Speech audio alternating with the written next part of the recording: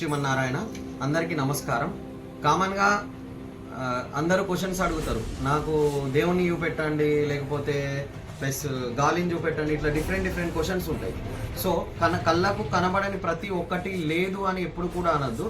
దానికి చిన్న ఎగ్జాంపుల్ ఏంటంటే, ఇప్పుడు ఇక్కడ రిమోట్ చూస్తున్నారు, ఇక రిమోట్ ఇట్లా ప్రెస్ చేస్తున్నా కదా, కొంచెం జూమ్ తీసుకున్నానా. ఇప్పుడు ఈ రిమోట్ ప్రెస్ చేస్తుంటే ఏమైనా లైట్ వస్తుందా? రావట్లేదు. నార్మల్ కళ్ళకి ఈ రిమోట్లో ప్రెస్ చేస్తే వచ్చే లైట్ని చూడడం సాధ్యం కాదు. కాకపోతే మనం చూడాలంటే మనకు ఒక ప్రత్యేకమైనటువంటి నేత్రాలు కావాలి.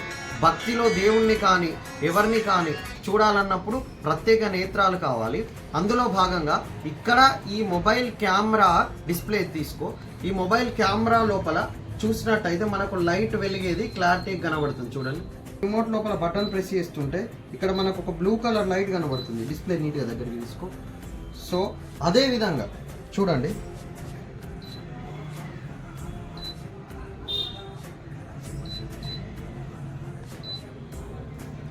నార్మల్గా చూస్తే ఇది మీకు లైట్ కనబడదు. సో ఇందులోపల లైట్ మన నేరుగా కళ్ళకు కనబడట్లేదని చెప్పేసి లేదు అని మనం కన్క్లూజన్కి రావద్దు. దేవుడు కూడా అంతే. దేవుణ్ణి చూడాలన్నా మనకు ఒక అద్భుతమైన దైవికమైనటువంటి నేత్రం కావాలి. ఆ నేత్రమే భక్తి మార్గం. భక్తి మార్గంలో ఉన్నవారికే భగవత్ ఆరాధన, భగవంతుని యొక్క మాటలు అనేటివి వినిపిస్తాయి. భగవంతునితో సాన్నిధ్యం పెరుగుతుంది.